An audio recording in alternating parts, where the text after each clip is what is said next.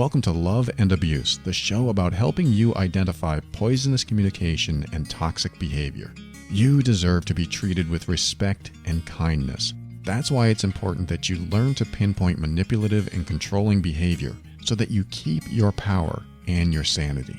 I'm your host, Paul Coliani.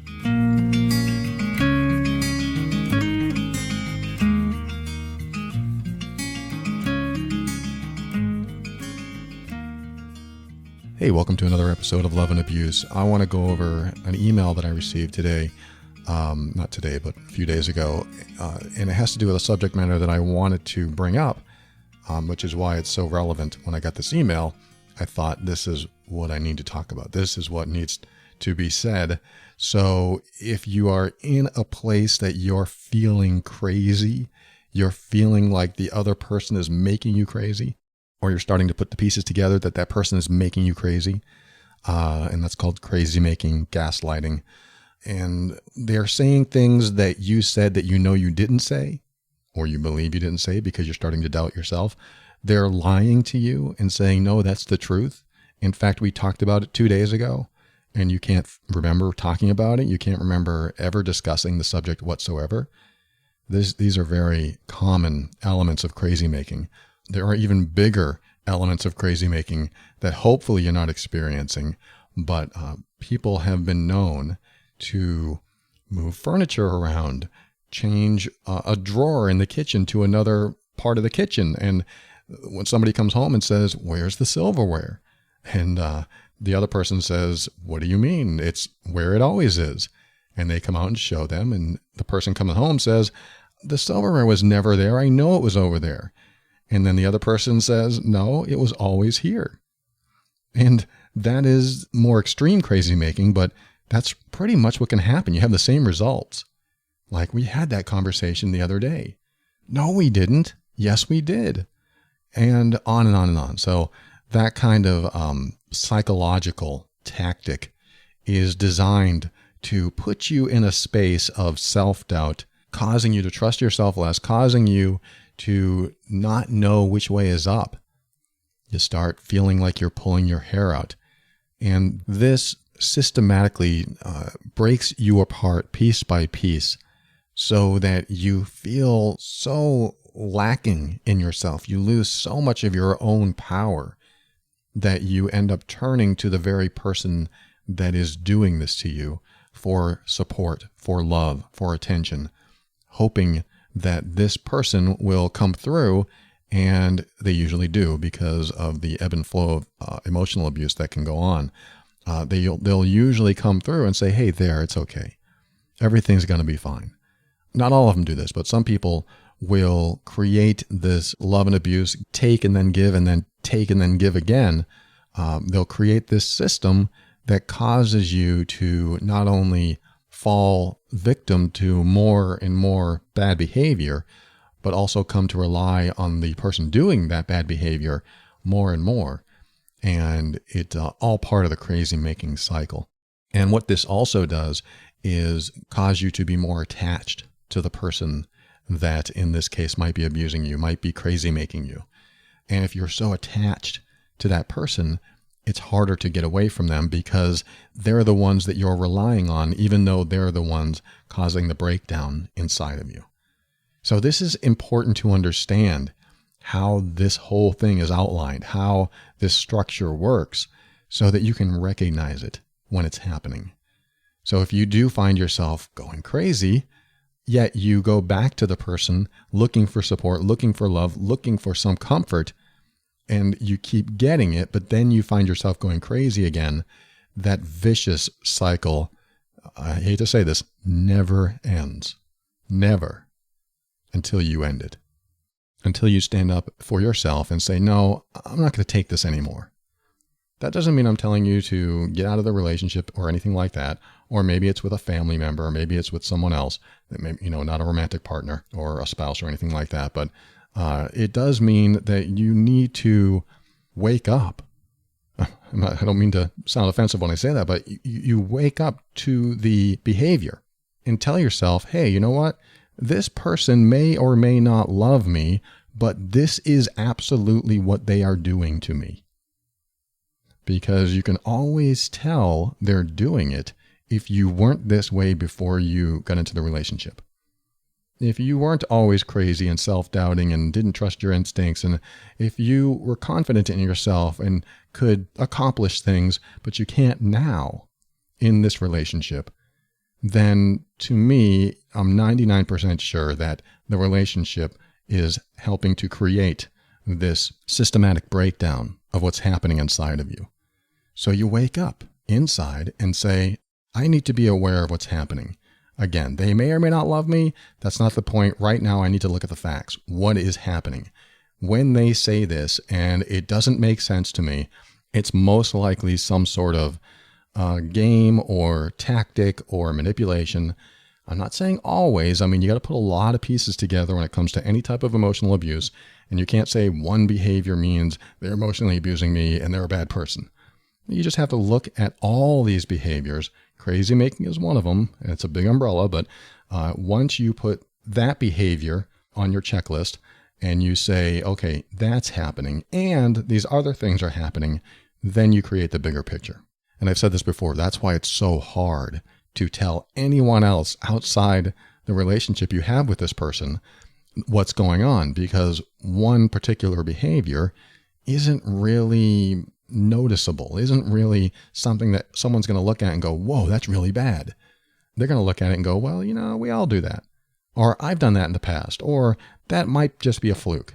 Or they'll say, well, I don't really see that. Maybe you misunderstood. Maybe this, maybe that. And then you feel alone. And that's also part of the crazy making. If you can be isolated from your friends or your family, people that used to love and support you, and now they're starting to side with the other person, you're getting more and more isolated.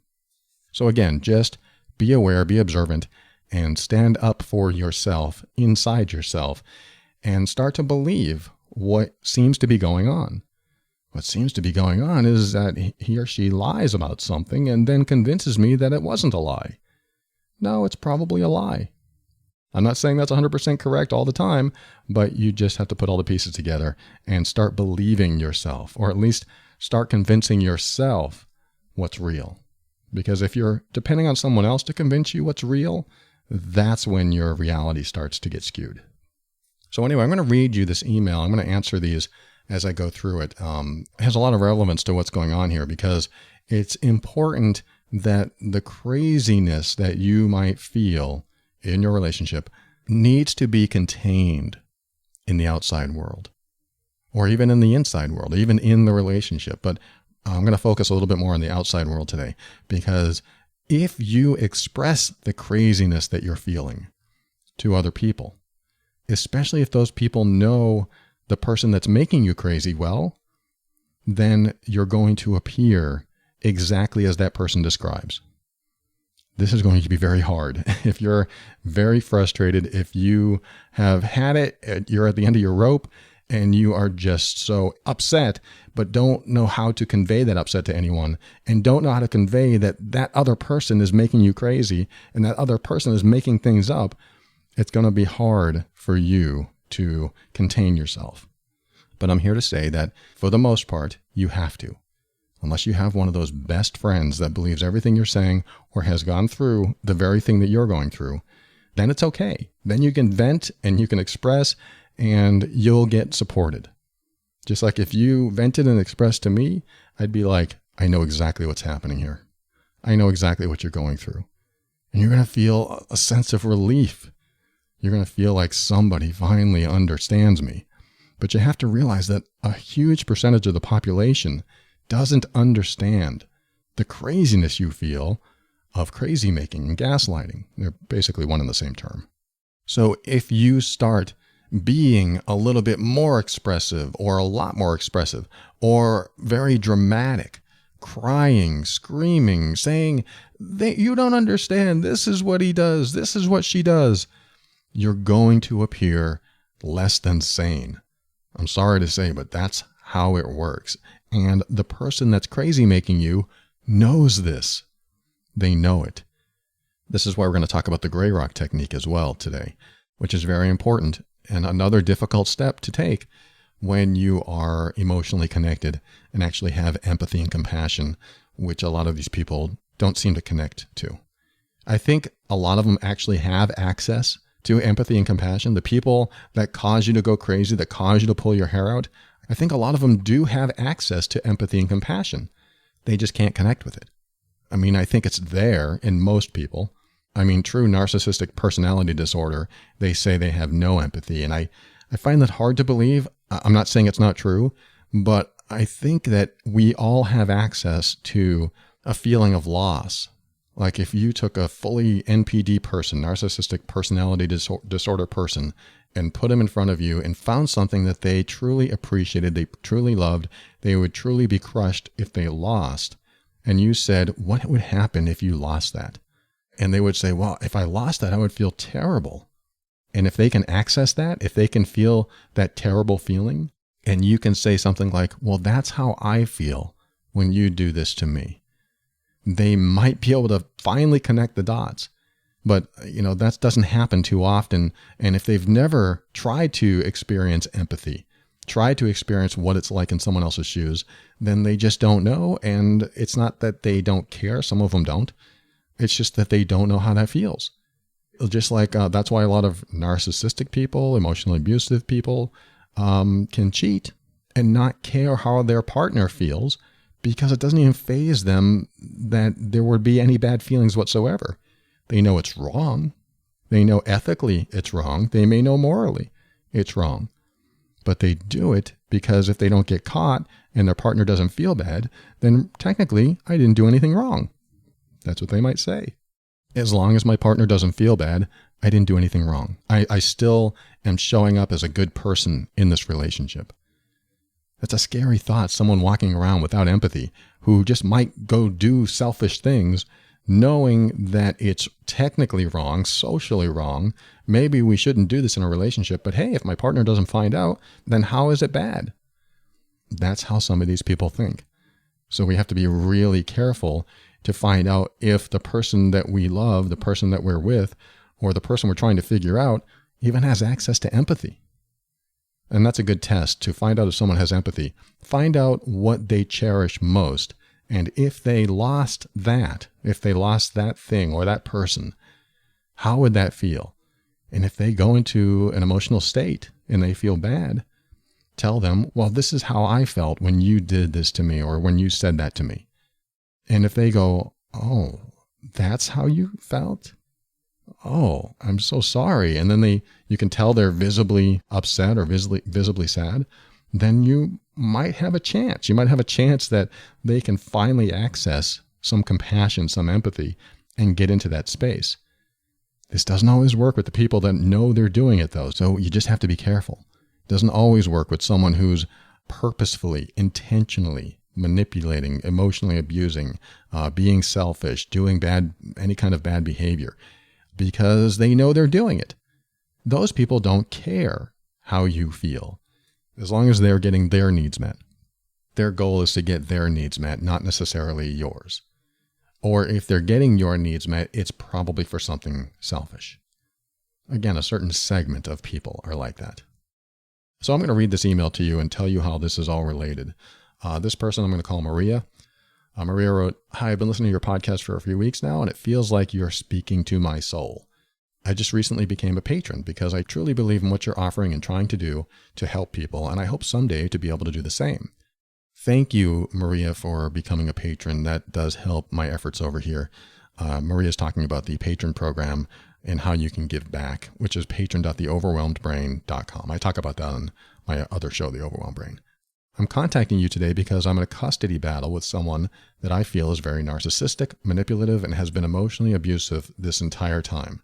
I've been there for our son the whole time, and he wasn't until someone new came into my life. And this new person is an incredibly positive role model in our son's life.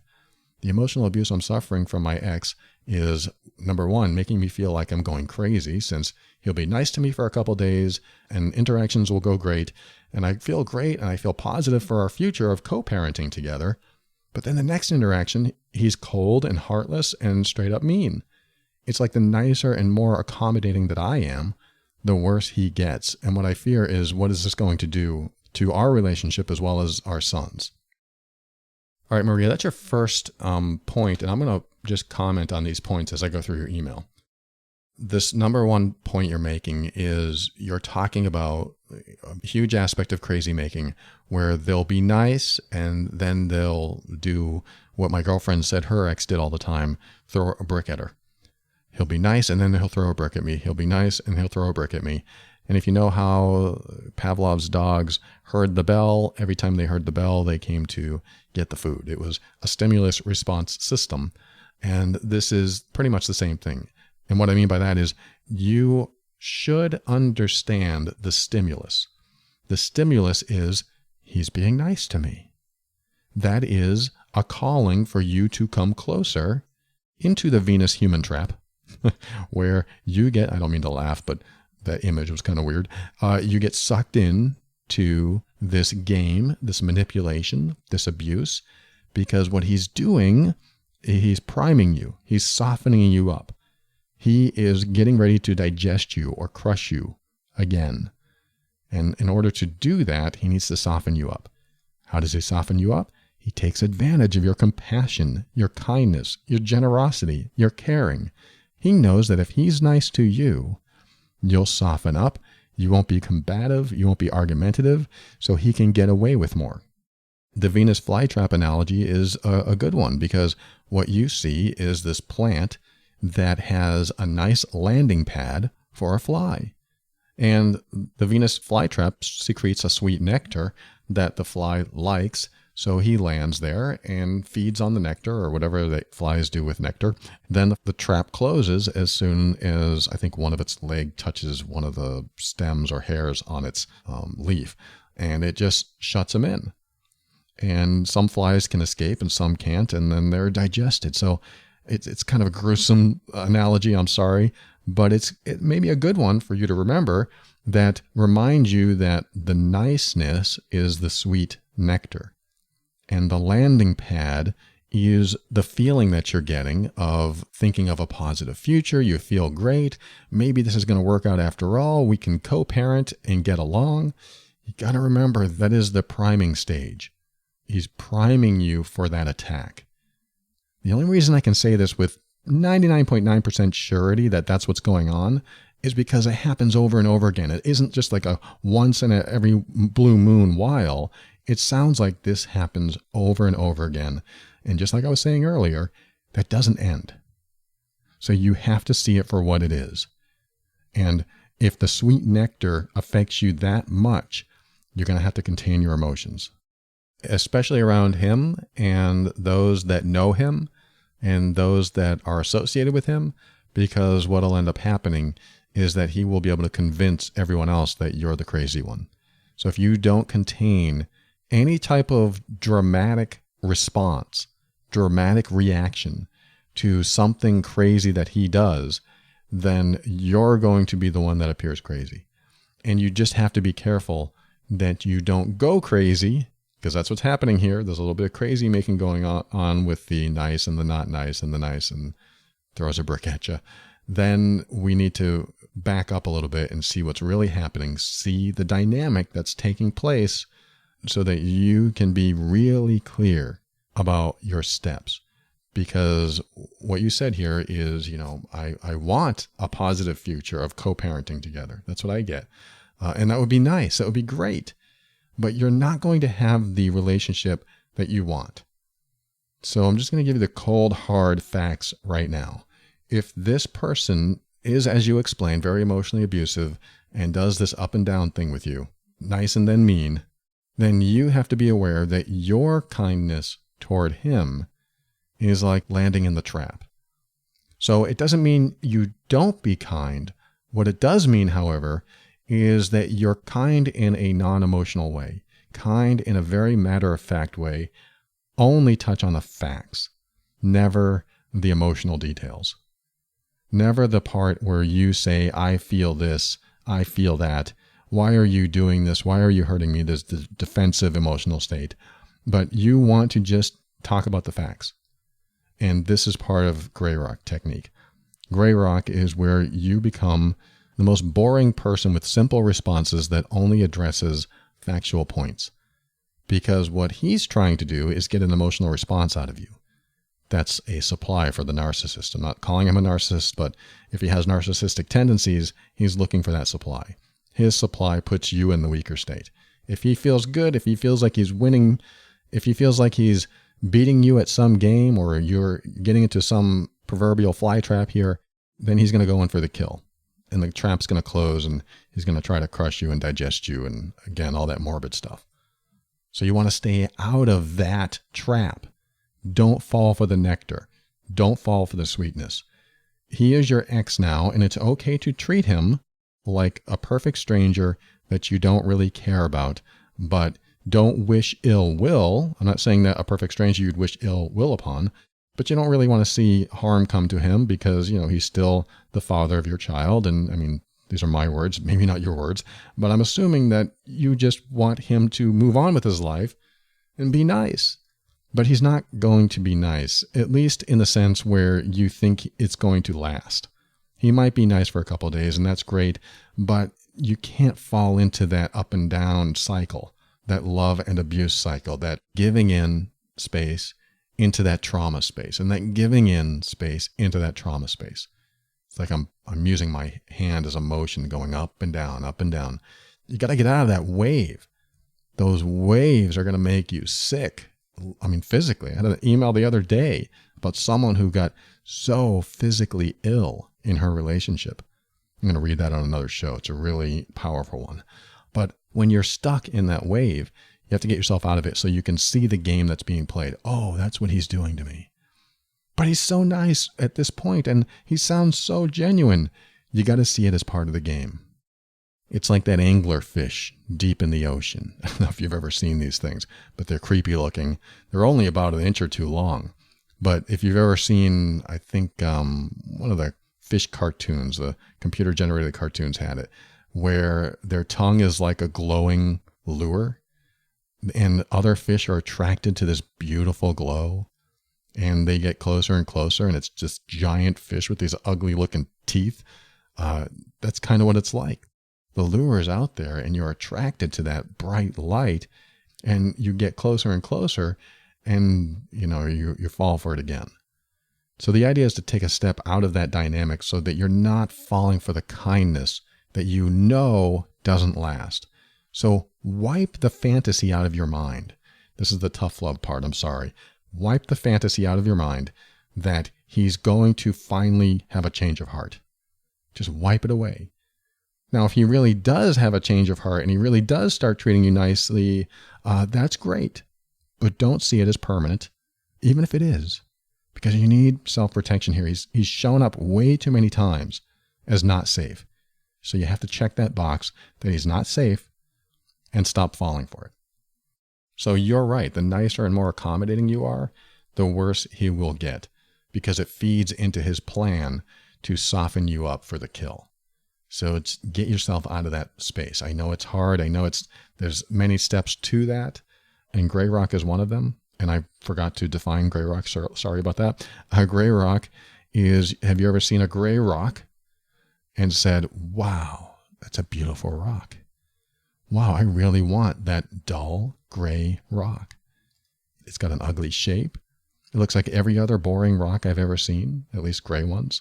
And it is so unique and distinct, I want it as part of my collection. No, you've never said that. Well, most people have never said that unless they're a geologist or whatever. And the gray rock technique is where you become dull and boring and just state the facts. I think I did define this a little bit, but I wanted to expand upon it here. Being the gray rock means you're not emotionally excited. If someone was talking to a gray rock, how would they respond? Well, the gray rock would say nothing. And for the most part, that's sometimes the best answer, nothing. But if the gray rock could talk, let's just say it had basic yes and no, matter-of-fact responses. If someone came up and said to the gray rock, I can't believe you're going to do that with our son. You're going to ruin his life if you do that with our son. How would the gray rock respond? The gray rock wouldn't go, what are you saying? I'm not doing anything bad. In fact, this is going to help him. I mean, the gray rock's not going to say that. The gray rock's not going to have an emotional response. The gray rock would just say, I'll be taking him to the park. I said it in a very monotone, very calm, very rational sounding way. And then the person who's doing the crazy making is going to say, yeah, but taking him to that park in that part of town, I can't believe you're putting our son's life in danger. I'm going to tell my lawyer. And the gray rock might have internal feelings about that, but the gray rock's not going to show those internal feelings, not going to express them to show that there's a response or reaction, because we know that the Venus human trap over there is looking for a reaction. So we don't want to give him the emotional reaction. We can respond again as that gray rock. I'll be taking him to the park. Now, that's just one minor example, and it's not always going to be easy, and they're always going to say, well, why? Don't you care? And they're going to try to put you in that state. And no matter what you answer, try to keep the facts on the table. Try to keep the emotions off the table, and always know that the person is waiting for some sort of emotional outburst, some sort of emotional response, so they can drag you into their trap and soften you for the kill. We don't want to do that. That's why the gray rock can be very effective. And it's even better when you do things electronically, like email. Like, I will only talk to you through email. That way it's easy to just stick with the facts. So that's what gray rock is all about. And I want to address number one, the final part of what you just said, Maria, which is, I fear what it's going to do to our relationship as well as my son's. Well, your relationship is over, with him, except for what the law allows. So what does that mean? That means if you're in a custody battle and you get time with your son and he gets time with your son, then you just follow the letter of the law and you document everything. If you document everything, then when things start to blow up, you'll have everything documented and you'll be more prepared. Again, facts, facts, facts. Keep all the facts. And so your relationship with your husband has to become something less than what it was and more protective of you. You're not going to be able to do too much to protect your son from your ex-husband's shenanigans, your ex-husband's personality. If he has legal custody of any sort, then he is going to have his time with his child because that's what the law allows. And so I wouldn't fret too much about it. I wouldn't worry too much about it. There's nothing you can do about it. Almost always. There's nothing you can do unless there's physical abuse or something like that. But there's almost always nothing you can do. So your son's going to be exposed to behavior that you know is bad. And the best thing you can do for your son, this is my top level advice when it comes to children of an emotionally abusive parent, is you have to remember that your child learns through role models. And he's going to look at his dad and he's going to learn what he's going to learn through his dad. There's no stopping it. Like, you cannot stop it, because what'll happen is his dad will say things about you, will make your son believe things about you, and all the bad things that you think are going to happen will probably happen. So just take out of your mind that you'll be able to convince your son otherwise. So that's not good news, I know. But just take it out of your mind. There's nothing you can do. Your son's going to be exposed what he's going to be exposed to. And you just have to hope that your son has a good head on his shoulders, and eventually he'll be able to distinguish what's good behavior, what's bad behavior, what's moral, what's not, what's a lie, and what's truth. How does he do that? He comes back to your home to good role models. And so this is where we have to rely on the self-empowerment, the self-initiated understandings of what's right and what's wrong. This is where we rely on a child's brain, which is, they're brilliant. They really are. They're brilliant and they'll figure it out. But they only figure it out if someone's not convincing them. And I think this is where the difference lies in how to have healthy communication with a child in this type of dynamic, is to remember that children, yes, will be coerced and influenced if they are convinced something is true, which is usually what the emotional abuser will do.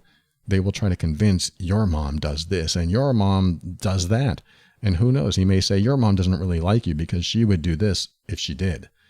And your child may come home and be unhappy with you or upset with you or say things that his dad said to him, and it's going to really make you livid. It's going to make you mad. But you have to remember who you need to be for your son so that he knows that everything he just heard can't be true, because look how you're showing up. It can't be true, but this has to happen internally. And what I mean by that is you show up as a great role model, as a great, loving, supportive, generous, caring person and mom that you are to your son, just like this new person that came into your life is a really good male role model that's going to show up as this amazingly supportive, generous, and caring person to your son as well. Your son's going to figure it out. Children are so smart, they figure it out. What happens with children that when they get one side that's trying to convince them and the other side that's trying to convince them, now you have a child that has to pick a side. And they'll usually pick the side that's most convincing. If you have two sides that are convincing each other, no, that's not what I said, and your dad said this, and your dad does that, then the child is going to be more coerced by the person who's better at convincing. And that's usually the emotional abuser or narcissist, psychopath, in more extreme cases. So you don't want to put the child in that place. You want to put the child in the place of having to select from someone who's always trying to convince him and other people who are actually showing up, not fulfilling the role that they're being told that you should fill. And that goes, in my opinion, a lot farther than anyone trying to say, well, your dad is wrong, and this is what your dad has done to me all this time, and you don't know the half of it. You don't want to get your son in that mix at all. And I don't think your son's old enough. I think you say later that he's really young, but he will eventually get it. He'll understand. And let's just say that your son does come home and he says things like, Daddy says this about you, and that you did this to him and you did this to him. The best way, again, in my opinion, I'm not a child psychologist or anything, but in my opinion, the best way to talk to your child about things that other people are trying to convince him is just to ask the child, well, do you think that's true? Really give the child a chance to answer. And if he says, well, Daddy says it's true, well, do you think that's true? Do you ever see Mommy act badly toward Daddy? Do you ever see me talk about him in a bad way? Don't answer the question for him. Just ask him. And see where the conversation goes. This could be a very powerful conversation. Again, if he's old enough to talk, but anyone listening to this, you can have conversations like that. And what it's going to do is empower the child to make his own decisions. And those decisions will last. Those decisions, when he contemplates on what's really true, because what you're doing is asking the child if they think it's true. You're not convincing, you're just asking. I'm pretty sure that we all know that the best type of personal growth comes when there's self-realization. That's where self-empowerment grows and blossoms and becomes something permanent in our lives. So with your son, I think that's the most important step, is to be those positive role models, is to never try to convince that the other person's bad and the other person's doing wrong, and just ask questions. Well, do you think that's true? And see if that helps you out as well. All right, let me get to 2 and 3. You say number 2 is, he also knows me and knows how to get to me. Therefore, I feel he's trying to get me to go to a bad place and ruin my current relationship. Yes. That's all I have to say. Yes, he is. So I answered it in number 1. You got to be more gray rock. You got to be less emotional. Stop answering emotionally. We're going to talk about expressing your emotional state and how that's not a good idea, especially in front of him or anyone that knows him, or what they call flying monkeys sometimes, that a narcissistic or emotionally abusive person will get people on their side. And just like the Wicked Witch in the Wizard of Oz, she had a bunch of flying monkeys to do her bidding. And so a narcissist or emotional abuser, if he's not narcissist, can have people that do his bidding. And these flying monkeys, as they call them, I'm not really fond of the term, but it works, will defend him and talk nicely about him and say, you've got him all wrong. We just have to watch out for those people and not show too much emotion in front of those people either. So yes, he very likely is trying to make you look bad or trying to make you feel bad. in your new relationship, with your relationship with your son. And yes, he knows your buttons, but as soon as you start showing up without being triggered, he's going to wonder what's happening to you. And it might be a little scary to him, because if he doesn't know how to control you, he's going to feel out of control. And then maybe he'll show his crazy to other people. So that's what can happen is as you start to go cold and numb and even heartless. I had to tell this to a client once. I want you to become heartless with him. Not cold, not mean, but just heartless. I don't have enough heart to give you because I'm holding it for myself. I'm holding it for myself and my son. So I don't have enough heart for you. I'm not saying you say those words, but you give more love, more compassion, and more everything to yourself. Save it for you. Don't give it to him. You don't have enough energy to give it to him. So what you're going to do is squeak out just enough data for him, just enough information, just enough fact for him, but not too much, not stuff he can work with and finagle. I mean, you don't know until it happens, but what you want to do is just keep things minimum. Don't be so detailed. Don't tell him everything. Just tell him basics. Because from this point on, since he doesn't have control of you inside the relationship, he's going to want more control of you outside the relationship. So you do want to be aware of that fact that he is going to want to try to control you in any way possible, and he's not going to make it easy on you. So until your son is old enough to be an adult and you don't have to deal with him as the other parent, then you need to find more productive ways to communicate with him, because you probably will have to communicate with him from that point on. And remember, the law is the law is the law.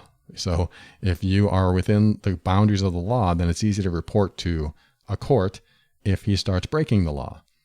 And always remember that if he tries to take you to court or sue you or do anything else, not to be that over-emotional, overly reactive person in court either. I just heard this somewhere on a podcast somewhere else that said when you go to court with the narcissistic person, you don't want to make it look like you're crazy, because they're going to show up as calm, rational, intelligent, charming, everything that everyone else is convinced by and tricked by. So if you show up as the opposite, he's lying. I can't believe he's saying that. Why would you say that? We're in a court of law. You're under oath. If you say any of this stuff, you're going to look crazy. You really are. So you have to contain all of it. Contain all of it. And you might have to say, instead of you're the crazy one, you're the liar, you just say, I'm sorry, that's not true. And if he says, oh, yes, it is true. She did this. She hurt our son. He might come up with some crazy things. And you're going to say, I'm sorry, that's not true. And then you might have to say, where's the evidence?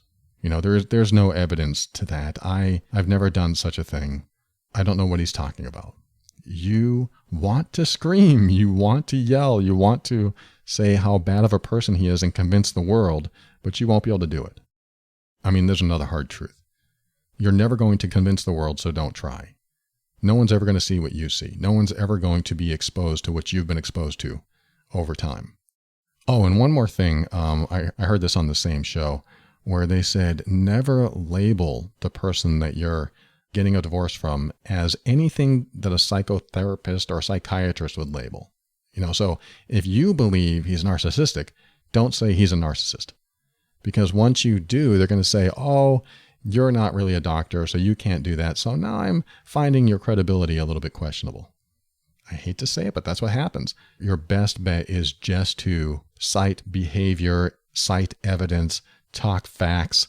That's it. Again, you show up as the most reasonable, rational sounding person so that nobody labels you. And that's very important. You don't want to be labeled crazy, especially in a situation like that. So those are just some side notes that might be very helpful for you. So let me get to number 3, and that is, I'm really worried about him and his time with my son. He has zero empathy and everything has always been about him. It concerns me that he has time with him that will be spent alienating me and bad-mouthing me, as he has already said he's going to do. And it will mess up my son emotionally and mentally. I try explaining this to the lawyer, but without being very educated on narcissists and emotional abuse, it's hard. So my question is, do you have any advice on how to deal with him? It's going to be for the next several years, and I'm tired of being nice while he craps all over me. I have no reason to be nice to him except that he's the father of my son. and anything I can do to work or help my son not be affected by his inability to have feelings or empathy or understand what his dad is doing. I want them to have a good relationship, and I would never take that away from him. However, it's important for our son's sake that the relationship is healthy, and that is what I'm most worried about. I'm desperate for help.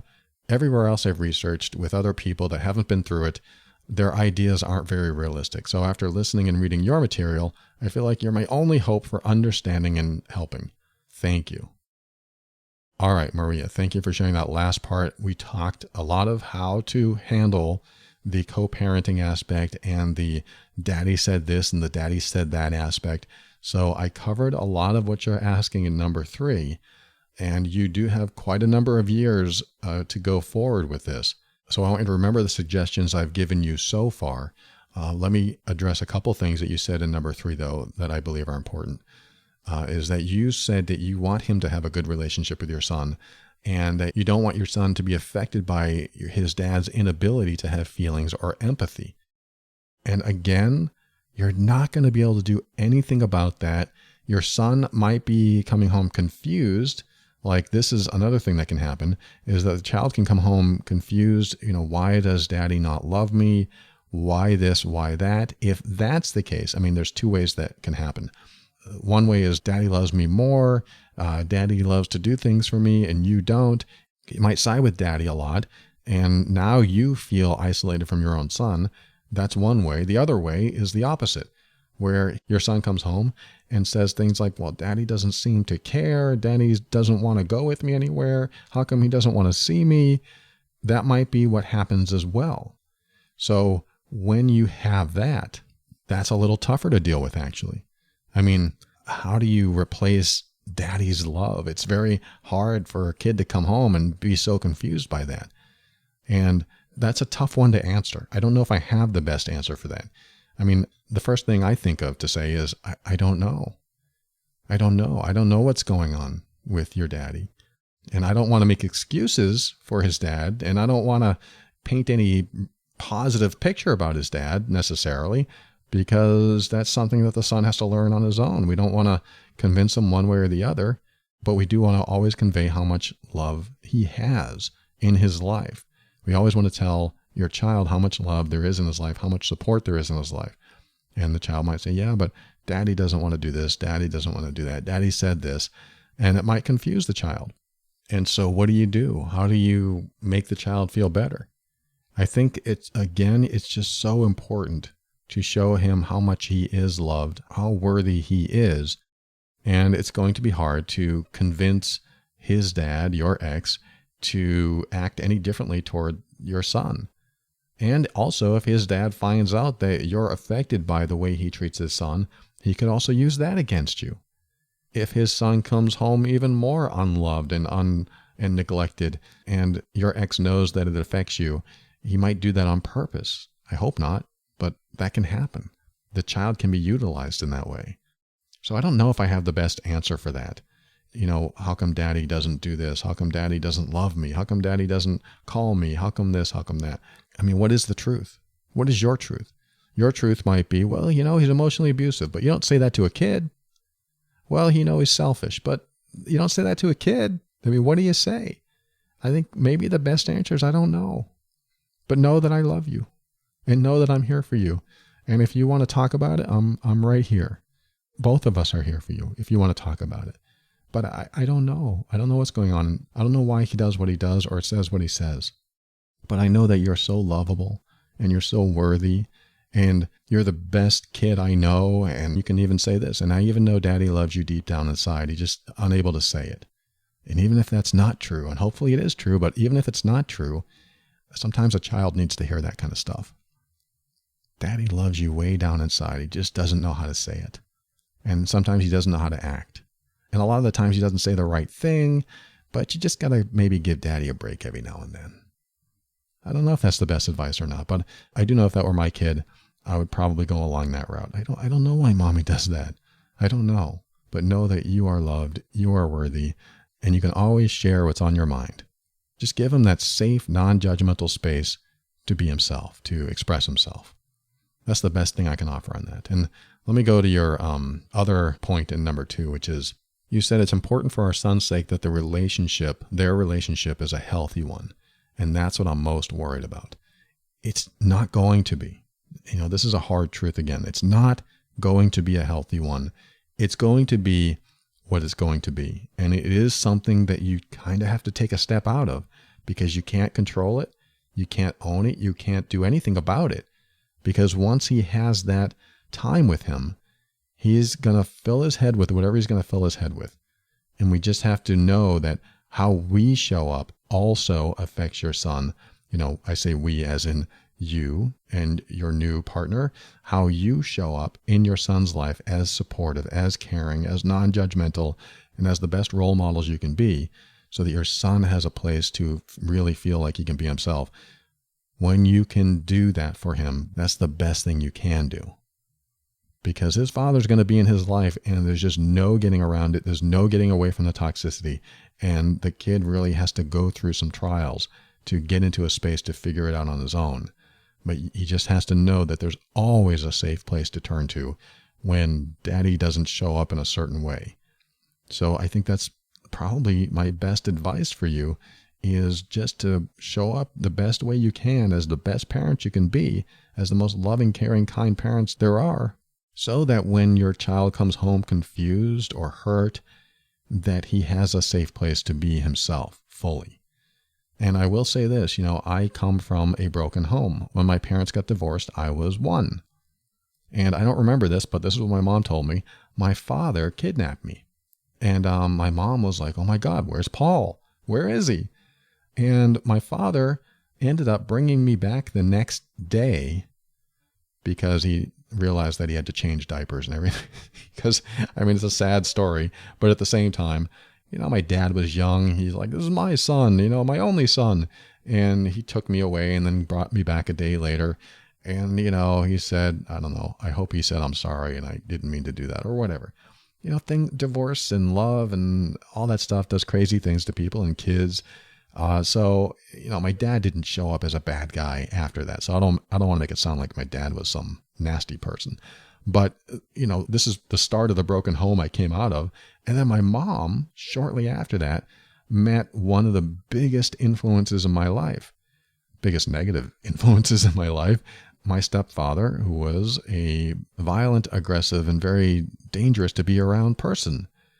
And so that was my upbringing. So, there are people in our lives, especially when we're children, that can create a lot of dysfunction, a huge toxic environment. In this toxic environment, we worry, oh my God, the children are going to turn out okay. I had problems. I had to go to therapy. I had to do a lot of personal growth. I had to go through many relationships. I had to get divorced. I had to lose stuff in my life to gain wisdom, to gain experience, to gain the understanding that I had to heal from my upbringing. Now, both of my parents had their issues. I couldn't rely on a single healthy parent to raise me in a way that taught me about boundaries and healthy ways to love people and healthy ways to treat people. I actually had to take out of the relationship more of the toxic element. Like my mom was a real people pleaser. My mom was very judgmental. My mom didn't stand up for herself. She taught us not to stand up for ourselves. She didn't teach us, but we learned from her how to stand up for ourselves, which is don't have boundaries. Don't be confrontational. Don't have your own power. That's what I learned from my upbringing. So the reason I'm telling you all this is because we can have a toxic upbringing. We can have a toxic parent, and we can still turn out pretty good. We might have to go through our trials. We might have to go through therapy. But, I went through it, and a lot of people, so many people that have written to me, have had toxic upbringings, one toxic parent, one wonderful parent, and they still turned out okay. Yes, there's going to be issues, but I have a feeling if you are able to show up as supportive and loving and everything I talked about today, right now, as he is growing up, you may find that he doesn't have half the issues that some of us did, that didn't have either parent to rely on, that could only rely on the dysfunctional behavior as what we modeled when we were growing up. If you can give him behavior to model, then the other behavior that's not healthy that he witnesses from his dad, you could counter that and balance them out so that he could figure it out for himself. And I do believe that when you have a healthier person to help raise you, that you're going to choose more morally, more ethically, more based on your heart and your empathy and your compassion. I do believe that is fully possible. So sometimes that's the best you can do. So I hope this helps you, Maria, and anyone that's listening, anyone that's going through something similar. Even if you don't have children, even if you're not going through a divorce or whatever situation that's similar, just the idea of not showing up as the crazy person that you might feel inside will go a long way in helping you keep sane. Because as soon as you show that crazy feeling that you have inside to the outside world, an unscrupulous person will take advantage of it and say, see, that's what we're dealing with. They'll point at you and they'll say, see, that's what I have to deal with. Every time I try to talk to her normally and sensibly, this is what she does, or this is what he does. This is what I'm dealing with. They're going to make people think that you're the crazy one. And that's one thing we want to avoid. And if they can do that, then they have the power. And we don't want them to have the power. You need to get your power back and keep it. I hope this helps you today. Share this with others that might benefit. Love and Abuse is the official podcast of the Mean Workbook, an assessment and healing guide for difficult relationships. If you want to pinpoint the exact behaviors causing the difficulties in your relationship, including identifying all the signs of possible emotional abuse, some of which we addressed on this very show today, head over to loveandabuse.com. This show exists to remind you that you are not alone and you're not going crazy. You deserve to be treated with kindness and respect. You deserve honesty and sincerity. You deserve to be treated as worthy and significant. Because you are. Thank you for joining me today. We'll talk again soon.